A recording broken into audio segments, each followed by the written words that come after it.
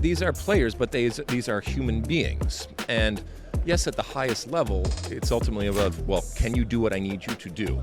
From a physical perspective and from a mental perspective, are you able to withstand the rigors and mentally be strong to do that?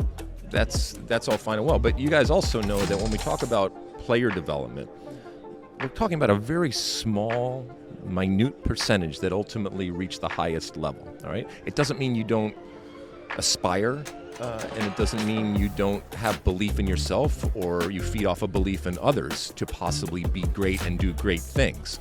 But the reality when it comes to the numbers is that very, very few are going to make it to that highest level. So the majority and the vast majority, what are they left with? What have we equipped them with to be able to function in the world? And more importantly, to lead. I love this country. I think it's the greatest country in the world. I want young men and women being raised that are going to lead it and to make it, productive and to make it successful going forward. So how they ultimately kick a ball, it's not that I could care less about that, but I certainly care less about that and much less about that than if they are good individuals. Welcome. This is episode 54. We're still here at the United Soccer Coaches Convention. And our next guest needs no introduction. The future president of US Soccer himself, Mr. Alexi Lalas. They should be so lucky. And I'm not sure they can afford me. Oh, if I had a vote, bless your soul. I love it. You got it. That's wonderful. That is wonderful. Yes. I mean, like I said, they can't afford me. I know they don't pay because it's a volunteer position. But even if they did pay, they couldn't afford me. But that's nice. How you guys doing? Doing good. Yeah, doing good. Yeah, we got in. He got in on Tuesday. Okay. I got in on Wednesday.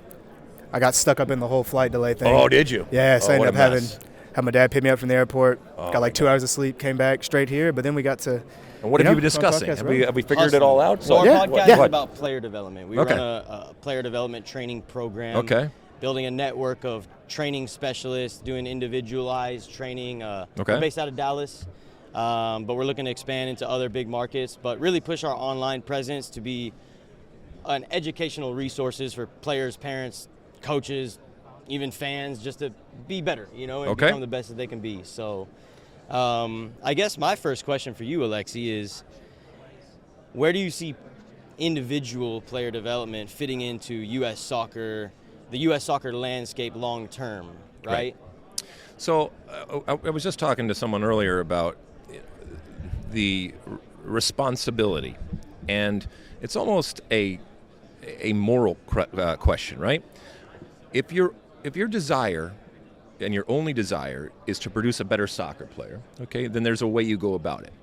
But if your desire is to not just produce a better soccer player, but to produce a better young man or woman, okay, that is going to be functional in our society, that is going to be able to lead in our society, something that I feel is important, dare I say vital, then maybe you go about it in a different way. And you'll hear the word holistic a lot. And I do believe that we have a moral responsibility that supersedes any soccer responsibility to make sure that if and when our time with these young kids is over, that we are giving them the skills and equipping them with the means to be able to function in the 22 and a half hours of the day as opposed to just the 90 minutes of the day. So it's more about individual personal development, not just player development. Yeah, I mean, these are players, but these are human beings. And yes, at the highest level, it's ultimately about, well, can you do what I need you to do? From a physical perspective and from a mental perspective, are you able to withstand the rigors and mentally be strong to do that? That's all fine and well. But you guys also know that when we talk about player development, we're talking about a very small, minute percentage that ultimately reach the highest level. All right. It doesn't mean you don't aspire, and it doesn't mean you don't have belief in yourself or you feed off a belief in others to possibly be great and do great things.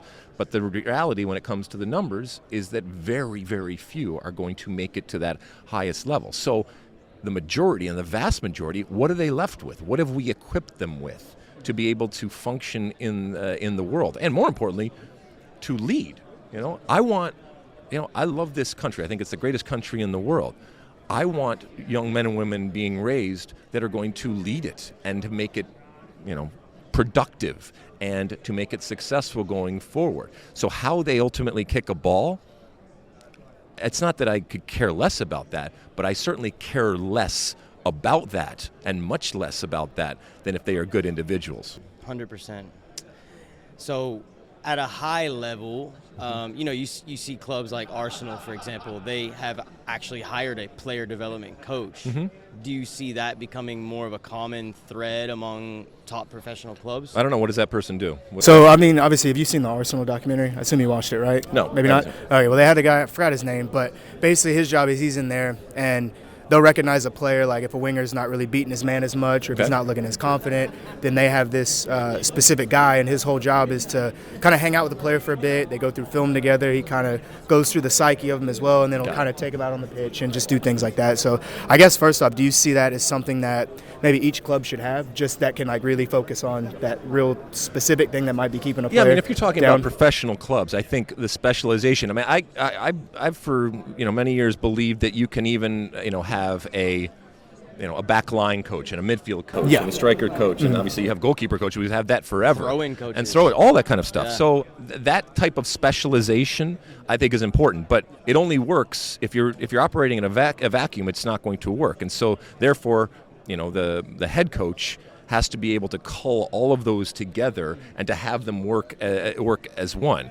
I do think that having coaches involved that can help you sit down and think about things in a much more expansive way than simply, well, I want you to kick the ball from here to there, okay? And I know it sounds simple to do that, but there's a lot that can go into kicking the ball from here and there. And it's not all involved in your physical abilities. A lot of times it's what's between the ears. And so having people that can get the best out of you so that then you can get the best out of yourself from a physical perspective, absolutely. I think that's and I think it makes sense in terms of what you are paying this person. It makes sense the quality that you're getting, because at the highest level, it's about winning. And 100%. And the margins are so small. So if by doing that and having that person, you can get that player to do just incrementally more and do things in a better way, it's going to pay for itself. Yeah. For sure. There's no question how the national team has developed recently over the past few years. We got a lot of good talent coming up. Yeah. They did pretty well in the World Cup. I think they could have done a little bit better. Yeah. But how do you see them progressing leading up to the next World Cup here in the U.S.? Yeah, so I think that we left something on the table in 2022. Yeah. I was still proud and excited about the way that they played, but getting to a World Cup is something we've done multiple times. Yeah. Getting out of a group is something we've done multiple times. But with players that had never been there before. That's fine. Yeah. The youth of the team, I think that's what makes people very bullish about the future, including myself, because what are they going to be 3.5 years from now? Right.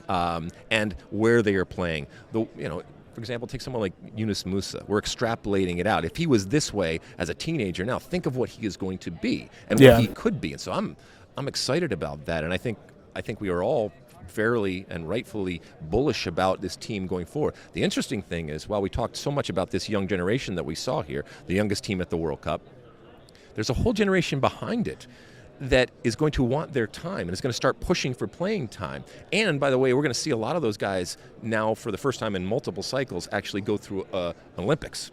And we haven't seen that in the past, so I think that's going to be really fun. So just saying that this group that we saw here is going to be the same group in 2026, I don't think it's actually going to be as simple as that. I think for example, Brendan Aaronson's brother, Paxton Eriksson, has just gone over to Europe. Who knows? He could be the next greatest thing. And even, a guy that is doing great, 3.5 years from now, things could be very, very different. So these are good things. These are good problems to have or challenges to have, but I remain incredibly excited about going forward. Really good. I got one more question for you. Sure. So just like kind of in your current role, like obviously being on TV a lot, do you feel like almost a sense of obligation to always like have an opinion, to stir the pot a little bit, Specifically on Twitter.